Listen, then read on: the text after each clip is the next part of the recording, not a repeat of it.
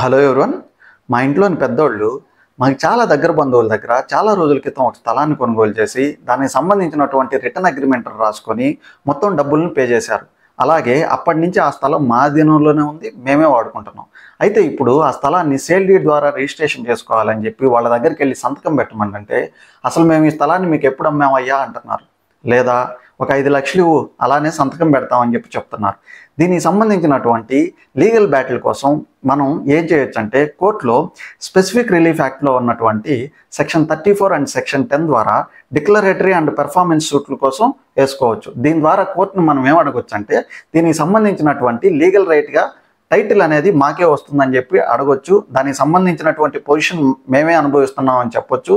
అలాగే కోర్టు ద్వారా వాళ్ళని ఈ రిజిస్ట్రేషన్కి, సేల్ డీడ్ రిజిస్ట్రేషన్కి సపోర్ట్ చేయమని చెప్పి చెప్పొచ్చు.